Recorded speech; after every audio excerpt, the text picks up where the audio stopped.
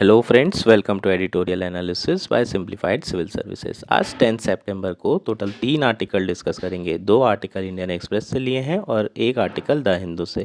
First article जो discuss करेंगे वो है government is not the nation. इस आर्टिकल में हम लोग पैट्रियोटिज्म के बारे में बात करेंगे, नेशनलिज्म वर्सेस पैट्रियोटिज्म के डिफरेंस को समझेंगे और आज के कंटेम्प्रेरी एनवायरनमेंट में नेशनलिज्म और पैट्रियटिज्म में डिफरेंशिएट करना कितना ज़्यादा ज़रूरी है, इस पर बात करेंगे। नेक्स्ट आर्टिकल जो डिस्कस करेंगे वो है लेट इट प्ले, जो कि इमरजेंसी मूवी जो कि कंगना रनौत की आ रही है उस पर आधारित ये आर्टिकल है। और मूवी रिलीज़ नहीं हो रही है, उसके पीछे के रीजंस क्या हैं, उसे रिलीज़ होना चाहिए या नहीं होना चाहिए, ये सारे एस्पेक्ट इस आर्टिकल के थ्रू कवर किए जाएंगे। ये भी काफ़ी इंपॉर्टेंट आर्टिकल है आपके मेंस के पर्सपेक्टिव से, पॉलिटी के। और लास्ट आर्टिकल जो डिस्कस करेंगे वो है टेकिंग टीबी सीरियसली। इसमें हम ट्यूबरक्लोसिस डिसीज़ के बारे में बात करेंगे। सरकार के द्वारा जो नई ड्रग्स इंट्रोड्यूस किए गए हैं उसके बारे में, प्रीलिम्स के लिए बहुत इंपॉर्टेंट है, मेंस के लिए भी। अगर आपको हमारा एनालिसिस पसंद आ रहा है तो प्लीज़ लाइक करें, कमेंट करें, शेयर करें एंड सब्सक्राइब करें। इसकी पीडीएफ चाहिए तो आप हमारा टेलीग्राम चैनल भी ज्वाइन कर सकते हैं, जिसकी लिंक नीचे ही दी गई होगी। मोर पर क्लिक करेंगे और आप हमारा टेलीग्राम चैनल ज्वाइन कर पाएंगे। आइए शुरू करते हैं हमारा एनालिसिस। हमारा फर्स्ट आर्टिकल है government is not the nation. ये आर्टिकल इंडियन एक्सप्रेस में आया है। GS1 Indian society, GS4 ethics mains के पर्सपेक्टिव से बहुत इंपॉर्टेंट और ऐसे के पर्सपेक्टिव से यार बहुत ही ज़्यादा इम्पॉर्टेंट ये आर्टिकल है। नेशनलिज्म के ऊपर आपको कई बार क्वेश्चन पूछे जा चुके हैं। सो यहाँ पर इस आर्टिकल में हम नेशनलिज्म वर्सेस पैट्रियोटिज्म के बारे में बात करेंगे। नेशनलिज्म मतलब राष्ट्रवाद और पैट्रियोटिज्म मतलब क्या होता है, देशभक्ति। सो इनमें क्या अंतर है, पैट्रियोटिज्म क्या होता है और क्या नहीं होता है, इसे समझना बहुत ज़्यादा ज़रूरी है। और किस तरीके से नेशन जो है डेवलप किया जाता है, उसमें पास्ट की क्या भूमिका होती है, ये सारे एस्पेक्ट इस आर्टिकल के थ्रू कवर किए जाएंगे। आर्टिकल मनोज कुमार झा ने लिखा है, जो कि MP हैं राज्यसभा में RJD पार्टी से। चूँकि ये राष्ट्रीय जनता दल से हैं तो अपोजिशन के हैं, ऑब्वियसली सरकार को क्रिटिसाइज़ किया है उन्होंने इस आर्टिकल में। और इन्होंने एक अपोजिंग व्यूज़ दिए हैं। अपने लिए सारे व्यूज़ इंपॉर्टेंट होते हैं। सो ऐसा नहीं समझना है कि सिर्फ गवर्नमेंट को क्रिटिसाइज़ ही करना है, लेकिन इसमें जो अच्छे पॉइंट्स होंगे वो उसको हम ज़रूर कवर करेंगे। आर्टिकल काफ़ी ज़्यादा अच्छा है। अब आर्टिकल शुरू करते हैं। In our part of world more often than not patriotism is misunderstood in a contemporary times. जो डेफिनेशन है पैट्रियोटिज्म की, देशभक्ति की, उसे मिसअंडरस्टूड किया जा रहा है हमारे पार्ट ऑफ वर्ल्ड में, और वो भी समकालीन समय में, मतलब अभी करंट पीरियड की ये बात की जा रही है। It is an occasion to unpack the aggressive clamour around देशभक्ति but displaying little care about the substance within it. आज का जो समय है उसमें हम लोग को देखने को मिलता है कि देशभक्ति एग्रेसिवली प्रैक्टिस की जा रही है और वो सिर्फ दिखावे की देशभक्ति है, उसमें कोई सब्सटेंस नहीं होता है। अगर आपने देखा होगा तो आजकल बहुत ज़्यादा चल रहा है कि आप पर्टिकुलर स्लोगन लगा दे रहे हैं, भारत माता की जय बोल दे रहे हैं, तो वो ज़्यादा इम्पॉर्टेंट हो जा रहा है कि आप कितने बड़े देशभक्त हैं। लेकिन आप अपनी कोई ड्यूटी नहीं निभा रहे हैं तो आप देशभक्त कैसे कहलाएंगे? अगर मैं अपने टैक्सेस पे कर रहा हूँ प्रॉपर टाइम पे गवर्नमेंट को, तो मैं ज़्यादा बड़ा देशभक्त होऊंगा या फिर वो पर्सन जो कि देश की सेवा के नाम पे लाखों रुपए करप्शन कर रहा है और बोल रहा है कि भारत माता की जय? सो कौन यहाँ पर ज़्यादा बड़ा देशभक्त होगा, ये एक बहुत बड़ा सवाल है। यहाँ पर जो क्वेश्चन है वो ये है कि एग्रेसिवली आप पैट्रियोटिज्म प्रैक्टिस तो कर रहे हैं दिखावे के लिए, लेकिन उसमें कोई सब्सटेंस नहीं है। What makes a nation is its past. Nation कैसे बनता है? अपने पास्ट के थ्रू बनता है। The justification for nation against other is derive primarily from the past. अगर आप नेशन की बात करेंगे तो नेशन होता क्या है? Nation is basically a group of people who share a common culture, language, ethnicity और हिस्ट्री। सो हम लोग अपने पास्ट में जा कर के देखते हैं कि हमारी कॉमन कैरेक्टरिस्टिक्स क्या है, हमारी हिस्ट्री क्या रही है, हमारा कल्चर क्या रहा है, हमारी डाइवर्सिटी क्या रही है, और इन सारी चीज़ों से नेशन फॉर्म होता है। इंडिया की अगर मैं बात करूं तो India is a nation in making. अभी इंडिया कंप्लीट नेशन नहीं बना है क्योंकि अभी भी बहुत सारे डिफरेंसेस हैं हम में, पर स्टिल इंडिया एक नेशन है। कंट्री और नेशन में अंतर होता है, इसे आपको समझने की ज़रूरत है। कंट्री एक पॉलिटिकल एंटिटी है। अगर आपके पास बॉर्डर है, आपके पास टेरिटरी है, लोग हैं, तो आप जो है कंट्री बना सकते हैं, लेकिन ज़रूरी नहीं कि वो कंट्री नेशन हो। लेकिन अगर आपके पास बॉर्डर नहीं भी है, आपके पास टेरिटरी नहीं भी है, तब भी आप नेशन डेवलप कर सकते हैं। आप एक नेशन बना सकते हैं। कैसे बना सकते हैं नेशन? आप कैसे, ग्रुप ऑफ पीपल जो रह रहे हैं वो अपनी कॉमन कैरेक्टरिस्टिक्स को देखेंगे, अपने पास्ट से उसे डिराइव करेंगे और अपने आप को बोलेंगे कि ये एक हमारा नेशन है। समझ में आया? सो यहाँ पर अंतर समझने की बहुत ज़्यादा ज़रूरत थी। कंट्री और नेशन में बहुत ज़्यादा फ़र्क होता है। सो नेशन कैसे डेवलप किया जाता है? अपने पास्ट से, अपनी कॉमन कैरेक्टरिस्टिक्स से, जो आपकी कल्चरल वैल्यूज़ हैं, जो आप कॉमनली शेयर कर रहे हैं, उसी से नेशन डेवलप किया जाता है। In India, the modern nationalism project took shape during the freedom struggle। जो हमारा मॉडर्न नेशनलिज्म प्रोजेक्ट है, जो हमने नेशन डेवलप किया है, उसकी अगर आप बात करें तो वो कहाँ से शेप हुआ है? हमारे फ्रीडम स्ट्रगल से शेप हुआ है।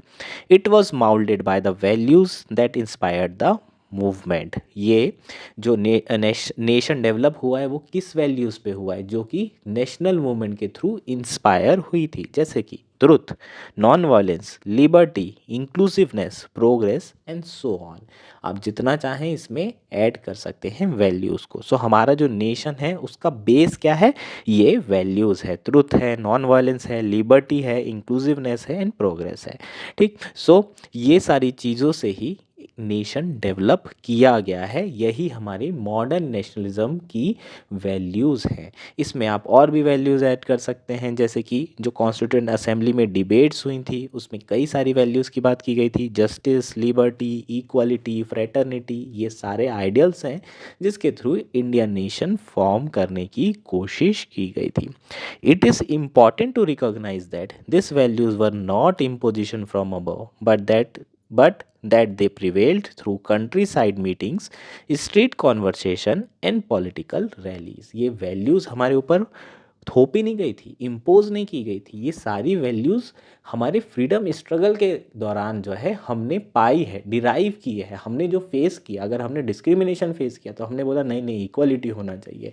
अगर हमने देखा कि हमारे साथ जस्टिस नहीं हो रही है, अंग्रेज़ों के साथ अलग व्यवहार किया जा रहा है, हमारे साथ अलग व्यवहार किया जा रहा है, तो हमने बोला नहीं नहीं, हमारे देश में, हमारे नेशन में क्या होगा?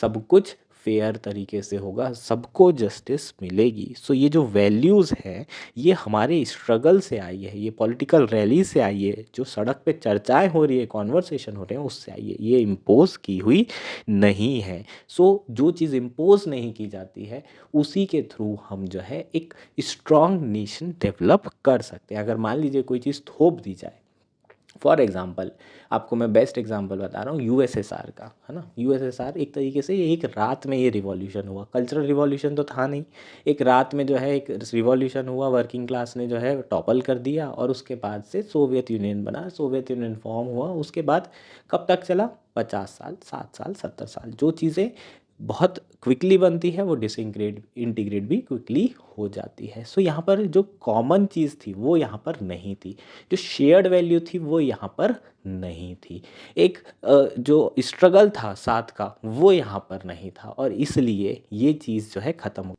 The Constitution gave the people an idea of India that was not singular but a toolbox of ideas of India। जो हमारा संविधान है उसने एक भारत की संकल्पना की है, लोगों को आइडिया ऑफ इंडिया दिया है जो कि सिंगुलर नहीं है बल्कि कई सारे आइडियाज़ का समूह है, टूल किट है ना। वो कोई एक सिंगुलर पर्टिकुलर डायरेक्शन में नहीं जा रहा कि हमारा भारत ऐसा ही होना चाहिए, बिल्कुल नहीं। उसने सिर्फ आपको वैल्यूज़ बताई है, उसी वैल्यूज़ को आपको परस्यू करना है और एक अच्छा देश, अच्छा नेशन बनाना है। कई बार हम देश, कंट्री और नेशन सिनोनिमसली यूज़ कर लेंगे, पर मैंने आपको डिफरेंस बता दिया है। It never believed in majoritarian ideas of nationalism because the civilisational ethos of India always remain an antithetical to such interpretation. जो हमारा संविधान है और हमारा जो नेशन है वो मेजॉरिटेरियन आइडिया ऑफ नेशनलिज्म के हमेशा से अगेंस्ट में रहा है, और उसका सबसे बड़ा रीज़न है हमारे यहाँ जो सिविलाइजेशन ईथोस है इंडिया का, हमारा जो संस्कृति रही है वही जो है मेजॉरिटेरियन आइडियाज़ के अगेंस्ट में रही है। अब इसका एक एग्जांपल मैं आपको देता हूँ, हिंदी भाषा की बात करता हूँ। हिंदी भाषा की जब हम बात करेंगे तो हिंदी जो है ऑब्वियसली संस्कृत से करप्ट हो के ये हिंदी भाषा डेवलप हुई है। तो हिंदी और संस्कृत शब्द होंगे ही होंगे, उसके बाद बाहर से लोग आए तो हिंदी भाषा में अरबी शब्द भी मिलेंगे, फारसी शब्द भी मिलेंगे, इंग्लिश के शब्द भी मिलेंगे। इसका मतलब हिंदी भाषा ने सारी भाषाओं को अपने अंदर समाहित कर लिया। सो हम लोगों के अंदर ये इनसिक्योरिटी नहीं है कि ये आ गया तो ये डोमिनेशन करेगा। हमारा ये क्या है, हमारी संस्कृति क्या है, सबको अपने गले लगाना। सो हम लोग एक मेजॉरिटेरियन आइडियाज़ पर बिलीव कभी नहीं करते हैं और इस तरह का नेशनलिज्म हमारा कभी भी नहीं रहा है। ये हमारे कल्चरल इथोस हैं, ये सिविलाइजेशनल इथोस है। Using this toolbox of idea, we the people of India were able to forge a modern and progressive nation, bringing together extraordinary diverse community. Our love and affection for the nation so produce is patriotism. So ये जो toolbox of ideas हैं, इसका use करके हमने एक modern और एक progressive nation forge किया है, बनाया है, और इसी के थ्रू हमने जो हमारी डाइवर्स कम्युनिटी है उन सब को साथ में लेकर आए हैं और उन्हें चल रहे हैं। Our love and affection for nation so produce the patriotism. हमारा जो प्यार है, जो अफेक्शन है इस नेशन के लिए, ये देशभक्ति की भावना को क्या कर रहा है, जागृत कर रहा है, प्रोड्यूस कर रहा है। चीज़ें क्लियर है। With the constitution in our hands we the people of India know how to distinguish the nation from the government. चूँकि हम संविधान को अच्छे से समझते हैं, हमें बहुत अच्छे से जानकारी है कि जो नेशन है वो गवर्नमेंट बिल्कुल भी नहीं है। आप अपनी नेशन को गाली नहीं दे सकते, आप अपनी सरकार को गाली दे सकते हैं, आप सरकार को क्रिटिसाइज कर सकते हैं, आप सरकार को कुछ भी बोल सकते हैं, लेकिन आप अपने देश को खराब नहीं बोल सकते। तो दोनों में अंतर करना हम बहुत अच्छे से जानते हैं। The constitution gave us clear and unmistakable understanding that we are sovereign. Constitution ने हमें क्या बताया है कि हम सॉवरेन हैं, हमारे ऊपर किसी का राज नहीं है। वी द पीपल, हमारे ऊपर सरकार का भी राज नहीं, क्योंकि हम ही सरकार को चुन रहे हैं। अल्टीमेट अथॉरिटी कौन है, we the people of India. Whenever a government elected by us sought loyalty and devotion, we people of India were rightly alarm. बहुत बार होता है कि सरकारें जब भी चुनी जाती हैं तो वो लोगों से डिवोशन चाहती है अपने प्रति, देश के प्रति नहीं, अपने प्रति। और कई बार जब सरकार के प्रति हमारा डिवोशन होता है तो हम लोग कई बार मिक्स कर जाते हैं इन चीज़ों को। लोगों को लगता है कि अगर गवर्नमेंट को बोल रहे हो इसका मतलब देश को बोल रहे हो। ये चीज़ हमने इमरजेंसी के समय में देखी थी और आज के समय में भी हमें ये चीज़ें को देखने को मिलता है। आपको ये चीज़ें आपको बहुत ज़्यादा देखने मिलेगी पिछले कुछ सालों में, कि अगर आपने सरकार को क्रिटिसाइज़ कर दिया तो आप ये बोल दिया जाता है कि आप देश विरोधी हैं, आपको पाकिस्तान भेज देना चाहिए। इस तरह की चीज़ें पिछले कुछ सालों में काफ़ी ज़्यादा हुई है। सो इमरजेंसी के टाइम, इंदिरा गांधी के टाइम भी इसी तरह की एक्टिविटीज़ थी और आज भी यही सारी चीज़ें हो रही है। द मोमेंट हमारे राइट्स डाइल्यूट होते हैं, हम लोग बिल्कुल शाय नहीं करते और रजिस्ट करना शुरू कर देते हैं। इमरजेंसी के टाइम भी ऐसा हुआ था, लेकिन हमने बहुत ज़्यादा स्ट्रगल किया, रजिस्ट किया, और अभी भी ये चीज़ें हुई। तो आप देख सकते हैं जहाँ सभी लोगों को लग रहा था कि जो करेंट गवर्नमेंट है वो 400 के आसपास सीट लेकर आ सकती है, लेकिन जो जनता थी उन्होंने एक मजबूत विपक्ष दिया है ताकि सरकार को अकाउंटेबल किया जा सके। A spirit of nationalism guided by particular ideas and values won us our freedom. We created a nation. However, patriotism sustained us. Patriotism felt as a deep love for our society and culture make us a better people.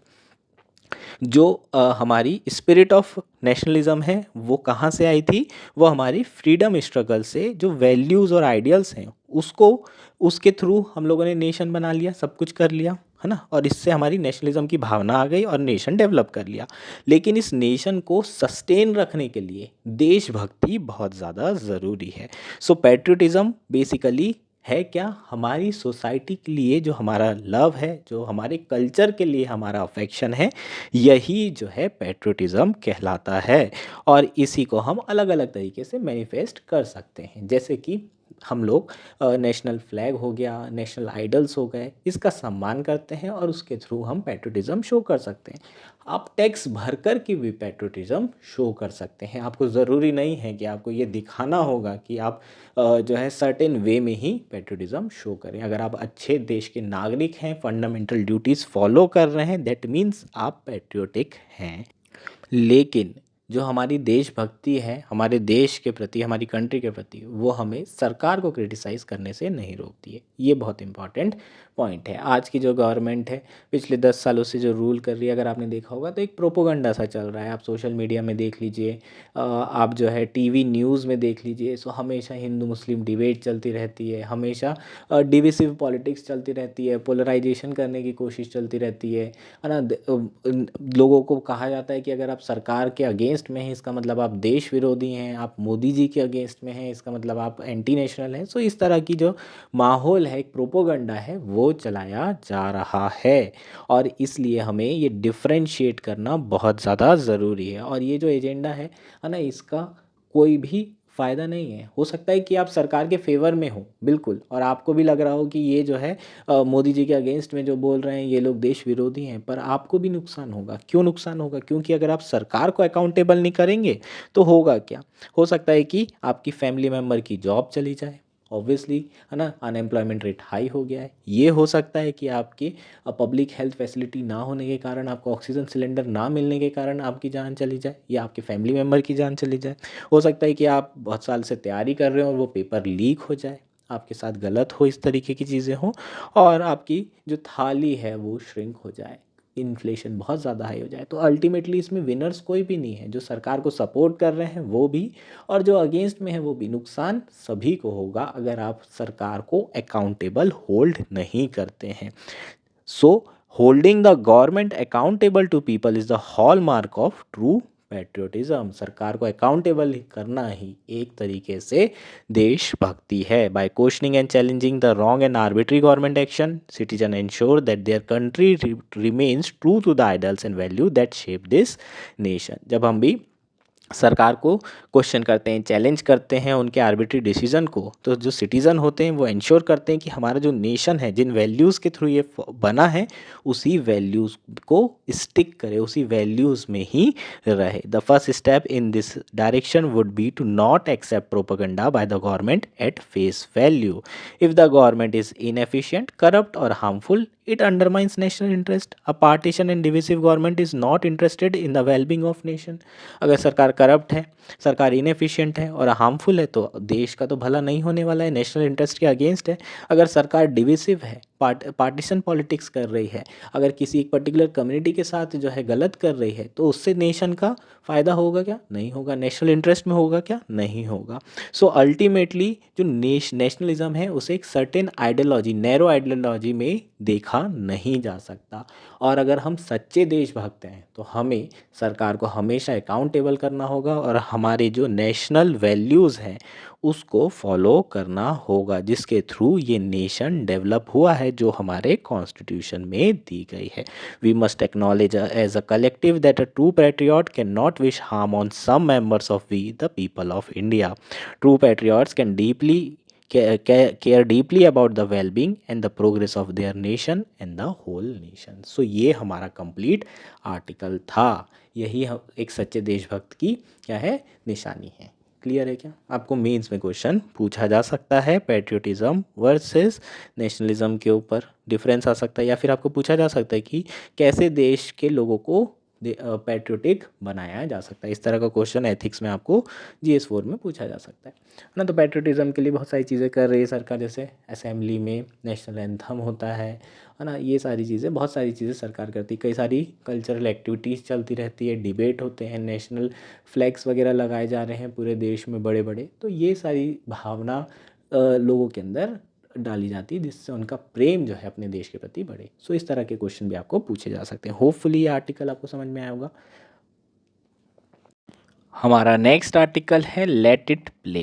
ये article Indian Express में आया है और GS2 polity mains के perspective से काफ़ी important article है। इस आर्टिकल में हम लोग freedom of speech and expression के बारे में बात करेंगे। Freedom of artistic speech and expression. Recently Kangana Ranaut की इमरजेंसी मूवी आने वाली है और उस मूवी को अभी तक के ग्रीन सिग्नल नहीं मिला है। बहुत सारे लोग जो है उस मूवी को अभी से क्रिटिसाइज़ करना शुरू कर दिए हैं। अब क्रिटिसिज्म के रीजंस क्या हैं?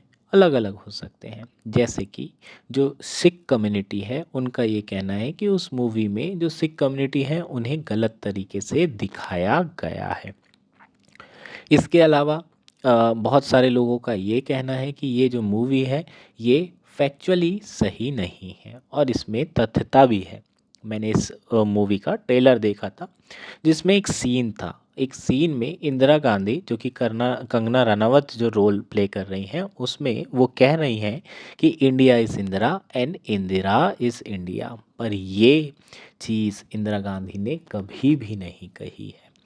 सो फैक्चुअली भी इस मूवी में काफ़ी सारे इश्यूज हैं। रिसेंटली IC 814 एक वेब सीरीज़ आई थी और उसमें भी बहुत सारे लोगों ने कहा कि फैक्चुअली काफ़ी चीज़ें उसमें गलत दिखाई गई है। हालांकि एक डिस्क्लेमर ज़रूर दिया गया था कि जो मूवीज़ बनाई गई है वो फिक्शन है और रियल इवेंट से इंस्पायर्ड है। पर एक चीज़ हमें समझने की ज़रूरत है कि ये जो भी आर्टिस्टिक एक्सप्रेशन है वो काफ़ी इम्पॉर्टेंट है आपकी फ्रीडम ऑफ स्पीच और एक्सप्रेशन के लिए। अगर हम ये आर्टिस्टिक फ्रीडम नहीं देंगे तो ऐसे में आर्ट डेवलप होना ही बंद हो जाएगा। थोड़ा बहुत तो ऑब्वियसली जो भी ट्रू इवेंट्स होते हैं उसमें थोड़ा बहुत चेंज किया जाता है। कई बार ये चीज़ें एजेंडा के तहत भी की जा सकती है। जैसे कि बहुत सारी मूवीज़ आई थी जैसे कश्मीर फाइल्स हो गई, केरला स्टोरी हो गई, उरी हो गई, द सर्जिकल स्ट्राइक, ये सारी मूवीज़ को स्टेट का समर्थन था। एक पर्टिकुलर आइडियोलॉजी वाले लोगों के द्वारा ये मूवी बनाई जा रही थी। सो बहुत सारे लोगों ने कहा कि अरे ये तो एक एजेंडा दिखाने की कोशिश की जा रही है, एक पर्टिकुलर नैरेटिव सेट करने की कोशिश की जा रही है। सो आप इसे क्रिटिसाइज कर सकते हैं, आप इसे देखना अवॉइड कर सकते हैं, पर इसे दिखाना ये जो सर्टिफिकेशन बोर्ड है उसकी रिस्पॉन्सिबिलिटी है। क्यों? क्योंकि ये आर्टिस्टिक फ्रीडम के अंदर आता है, आर्टिकल 19 के अंदर freedom of speech and expression में आता है। अगर आपको नहीं पसंद है तो आप मत देखिए। आपको लग रहा है ये एजेंडा वाली मूवी है तो आप अपने ओपिनियन दीजिए, आप आर्टिकल्स लिखिए, लेकिन आप उसे बैन नहीं करवा सकते। रिसेंटली एक PIL भी फाइल की गई है इमरजेंसी मूवी के अगेंस्ट में हरियाणा और पंजाब हाई कोर्ट में, जिसमें जो फिल्म है उसमें बैन लगाने को सीक किया जा रहा है, बैन लगाने की डिमांड की जा रही है। यहाँ पर जो मूवी है उसकी क्वालिटी की तो हम बात ही नहीं कर रहे हैं। हो सकता है कि जो मूवी का मैटर हो वो बहुत सेंसिटिव हो, जैसे कि आजकल बहुत सारी ऐसी मूवी सेंसिटिव मुद्दों पे बन रही है, लेकिन यहाँ ये क्वेश्चन है ही नहीं कि मूवी के अंदर क्या है। मूवी के अंदर कुछ भी हो ये कौन डिसाइड करेगा? ऑडियंस डिसाइड करेगी कि ये चीज़ें अच्छी है या बुरी है। Whether the film is good और bad, offensive to some or art to others, these are the calls for audience to take. The right to freedom of expression can and must include the right to make way what may think is offensive art by definition is contested। जो right to freedom of expression है वो हमें कोई भी चीज़ को, कोई भी art को ये भी बोलने के लिए जो है हक देता है कि भाई ये आर्ट है, और ये भी बोलने के लिए हक देता है कि ये एक एजेंडा है। तो आपको ये फ्रीडम दी गई है, लेकिन आप उसको बैन करके ये जो फ्रीडम आपको मिली है आप उसको ख़त्म नहीं कर सकते। ये ऑडियंस का कॉल होना चाहिए। जो सर्टिफिकेशन बोर्ड है उन्होंने लगभग 3 कट के साथ इसे ग्रीन सिग्नल दे दिया है, लेकिन फिल्म अभी भी रिलीज़ नहीं हुई है और UA कैटेगरी में पेरेंटल गाइडेंस के अंदर इस मूवी को क्लियर किया गया है। कुछ 3 कट जो है जो दिए गए हैं वो इंडिया से रिलेटेड जो कमेंट्स थे फैक्ट चेक किए गए हैं। इंडिया के ऊपर कुछ कमेंट दिए गए थे, जैसे कि रिचर्ड निक्सन ने इंडियंस के ऊपर कुछ कमेंट कहा था, विंस्टन चर्चिल के कमेंट थे जो कि फैक्चुअली रॉन्ग थे, तो इसे हटाया गया है। लेकिन जो भी हो, किसी भी तरह की मूवी हो वो रिलीज़ होना ज़रूरी है। अगर आपको परेशानी है तो आप आंखें बंद कर लीजिए, अगर आपको पसंद नहीं है तो आप उसके लिए खूब आर्टिकल लिखिए और खूब उसको क्रिटिसाइज़ करिए। अगर आपको पसंद है तो उसकी खूब तारीफ़ कीजिए, लेकिन उसको बैन करने का अधिकार नहीं होना चाहिए, ये लोगों को डिसाइड करना है। The Information and Broadcasting Ministry and CBFC would also do well to remember the tale of Kisan Kursi Ka. The film satirizing Indira Gandhi and Sanjay Gandhi was banned, and later the destruction of its negative even become a criminal case. So जो CBFC जो sensor board है, ministry of information broadcasting है, इन्हें ये समझना चाहिए इनको ये किस्सा याद रखना चाहिए। किस्सा कुर्सी का एक कहानी थी जिसमें इंदिरा गांधी और संजय गांधी के ऊपर सटायर किया गया था, जिसे इंडिया में बैन कर दिया गया था और उसके जो नेगेटिव्स थे उसको ख़त्म कर दिए गए थे, डिस्ट्रक्शन कर दिया गया था, उसके ऊपर क्रिमिनल केस भी हुआ था। जितना नुकसान इनकी राजनीति को मूवी के दिखाने से नहीं होता, उससे ज़्यादा नुकसान इनकी राजनीति को मूवी के बैन कराने से हुआ है।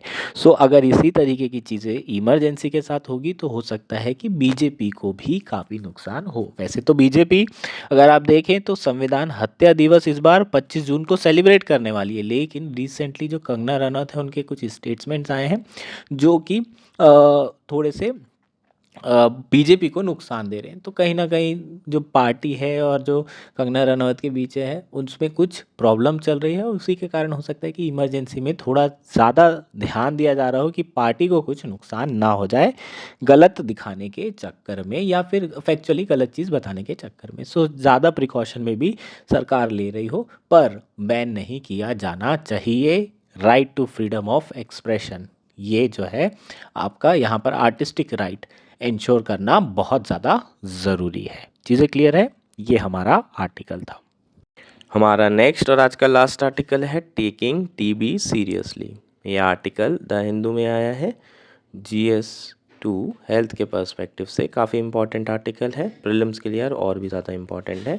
आपको टीबी के बारे में प्री में क्वेश्चन पूछा जा सकता है डिसीज़ थीम के अंदर। ट्यूबरक्लोसिस के बारे में तो अपन जानते ही हैं, ये एक बैक्टीरियल इन्फेक्शन है जो कि स्प्रेड होता है through inhaling tiny droplets from the coughs और the sneeze of a infected person. मान लीजिए किसी को टीबी है, उसने छींक दिया, खांस दिया और आप वहीं पर हैं, तो आपको भी जो आप ड्रॉपलेट्स होंगे आपके अंदर जाएंगे, उसी के थ्रू ये टीबी जो है ट्रांसमिशन होता है। सो एयर ट्रांसमिशन है, एयरबॉर्न ट्रांसमिशन, ये आपको ध्यान रखना है। दूसरा बैक्टीरियल डिसीज़ है, इसका मतलब एंटीबायोटिक्स अगर देंगे तो ठीक भी हो जाना चाहिए, बिल्कुल। तो अगर सही एंटीबायोटिक्स देते हैं तो ठीक भी हो जाता है। टीबी एंटायरली हमारे लंग्स को अफेक्ट करता है और भी पार्ट्स ऑफ बॉडी को कर सकता है, जैसे एब्डोमेन को भी कर सकता है, नर्वस सिस्टम को कर सकता है, बोन्स को कर सकता है, पर जो मेन अटैक होता है वो लंग्स के ऊपर होता है। सो ये टीबी के बारे में हो जाएगा। उसके अलावा कई तरह के टीबी होते हैं, जैसे कि एक लेटेंट टीबी होता है। लेटेंट टीबी का मतलब ये है कि आपकी बॉडी में ऑलरेडी वायरस है लेकिन वो ऑलरेडी बैक्टीरिया है लेकिन वो स्प्रेड नहीं हो रहा है, क्योंकि हमारा जो इम्यून सिस्टम है वो एक्टिवली काम कर रहा है, लेकिन उसे मारा भी नहीं है हमारे इम्यून सिस्टम ने, तो वो हमारी बॉडी में है। सो वो लेटेंट टीबी कहलाता है। नेक्स्ट होता है एक्टिव टीबी। एक्टिव टीबी का मतलब क्या है कि जो हमारा इम्यून सिस्टम है वो प्रॉपरली काम नहीं कर रहा है। अब ये लेटेंट टीबी एक्टिव हो जाएगा और आपको जो है डिसीज़ होगी। मतलब बैक्टीरिया ऑलरेडी था, अभी तक के इम्यून सिस्टम अच्छा काम कर रहा था, उसको जो है रेप्लिकेट होने से रोक रहा था। अब सडनली हमारा इम्यून सिस्टम वीक हो गया है तो टीबी आपको हो जाएगा, तो इसे हम एक्टिव टीबी बोलते हैं। इसके अलावा और भी तरह के टीबी के वर्ड सुने होंगे हमने। एक है मल्टी ड्रग्स रेजिस्टेंस टीबी और दूसरा होता है एक्सट्रीम रेजिस्टेंस टीबी। ठीक, multi drug resistance MDR TB क्या होता है और आपका एक्सट्रीम रेजिस्टेंस टीबी क्या होता है, इसे समझना पड़ेगा। क्या होता है कि हम लोग ना बहुत अनाप शनाप एंटीबायोटिक्स खा लेते हैं, है ना। डॉक्टर से तो पूछना है ही नहीं, जब मन करे अपन मेडिकल वाले के पास जाते, बोले आप तो दे दो भैया, हमें हो रही है सर्दी बुखार, आप तो 2 दिन की दवाई दे दो, काम ख़त्म। अब 2 दिन की दवाई ले लिए, एक ही दिन में ठीक हो गए, तो सोचे कि क्या करना है खा के दवाई, अननेसेसरी दवाई कौन खाएगा। लेकिन जब आप एंटीबायोटिक्स बीच में छोड़ देते हैं तो बहुत सारे ऐसे बैक्टीरिया होते हैं जो कि रह जाते हैं आपके बॉडी में, जो कि एक सही डोज के साथ मरने चाहिए थे। अब वो बैक्टीरिया आपकी बॉडी में रहेंगे और धीरे धीरे रेजिस्टेंस डेवलप कर लेंगे। जो दवाई आपको पहले दी गई थी दोबारा से वो दवाई दी जाएगी तो वो बैक्टीरिया नहीं मरेंगे। सो क्या होगा, जो आपकी दवाई पहले आपको फीवर आया था, आप ठीक हो गए थे एक एंटीबायोटिक खाकर, अब आप ठीक नहीं हो पाएंगे, अब आपको दिक्कत आएगी, आपको दूसरी दवाई देनी पड़ेगी। सो यहाँ पर भी क्या होता है, जब एंटीबायोटिक रेजिस्टेंस डेवलप हो जाता है आपकी बॉडी में तो ऐसे में मल्टी ड्रग रेजिस्टेंस टीबी हो जाता है। जैसे कि अगर मान लीजिए मल्टीपल ड्रग्स आपकी बॉडी को सूट नहीं हो रहे हैं, एंटीबायोटिक्स आपकी सूट नहीं हो रही है और टीबी ख़त्म नहीं हो रहा है तो आपको जो डिसीज़ होती है उसे मल्टी ड्रग रेजिस्टेंस डिसीज़ बोलते हैं।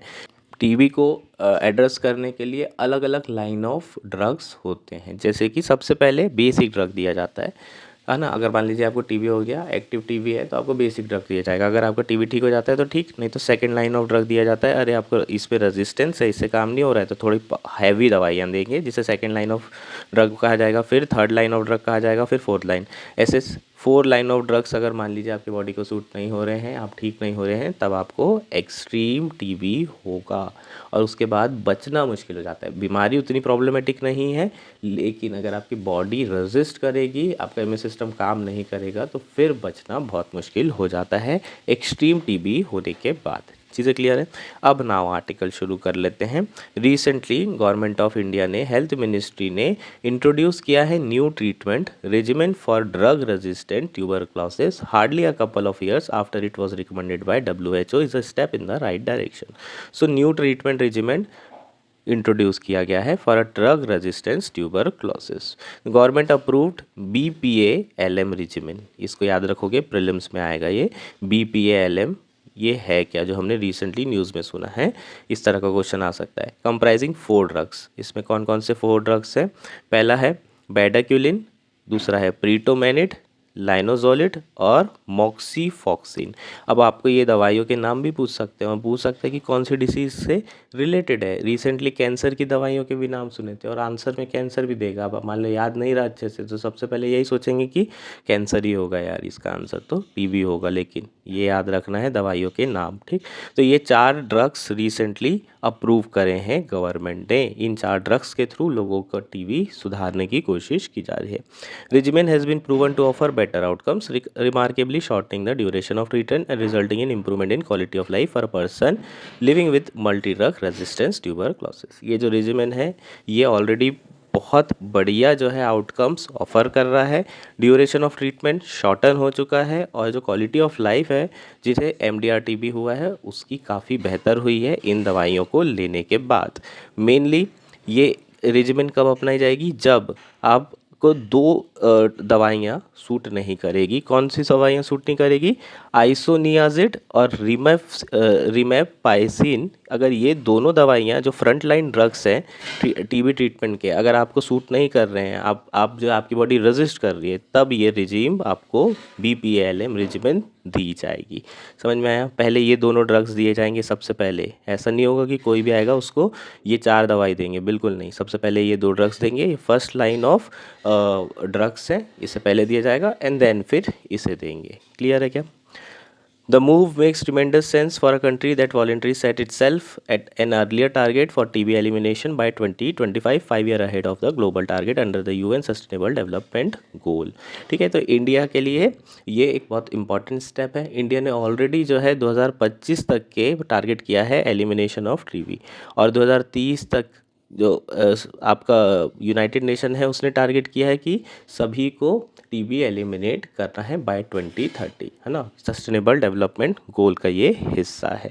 टीबी एलिमिनेशन का मतलब क्या है, इसे समझना जरूरी है। TB elimination means there should be under 1 case of TB for population of 10 lakh. मतलब 10 लाख की पॉपुलेशन में सिर्फ और सिर्फ एक आध केस आना चाहिए। अगर एक केस आ रहा है 10 लाख में, तो हम मानेंगे कि टीबी एलिमिनेट हो चुका है। ट्रेडिशनल जो ट्रीटमेंट होता है टीबी का, वो लगभग 20 महीने चलता है और कई सारे साइड इफ़ेक्ट्स भी होते हैं। लेकिन जो नई ड्रग्स और रेजिमेन इंट्रोड्यूस की गई है, उससे जो टीबी का ट्रीटमेंट होगा वो केवल 6 महीने का रहेगा और सक्सेस रेट भी बहुत ज़्यादा रहेगा, साइड इफ़ेक्ट्स भी कहीं ज़्यादा कम हो जाएंगे।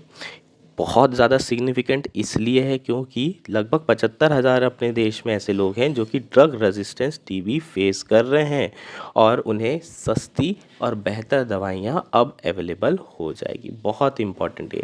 सरकार जो है बहुत अच्छा काम कर रही है टीबी में। पिछले कुछ सालों में कई सारे इनिशिएटिव शुरू किए हैं, जिसके कारण इंडिया में टीबी के जो केसेस हैं वो तेज़ी से गिर रहे हैं। जैसे कि इंडिया फाइनेंशियल सपोर्ट भी दे रहा है, इसको आपको याद रखना है, निक्षय मित्रा स्कीम। इसके अंदर 500 रुपये लोगों को दिए जा रहे हैं, 500 रुपये डीबीटी ट्रांसफ़र कर रहे हैं, जिसके थ्रू वो प्रॉपर न्यूट्रिशन ले सकें, क्योंकि न्यूट्रिशन बहुत इंपॉर्टेंट होता है। प्रॉपर फ्रूट्स खा सकें तभी आपका टीबी जो है क्या होगा, ठीक हो पाएगा। तो सरकार उसके लिए पैसे भी दे रही है, ये आपको ध्यान रखना है। निक्षय मित्र स्कीम आपको पूछी जा सकती है।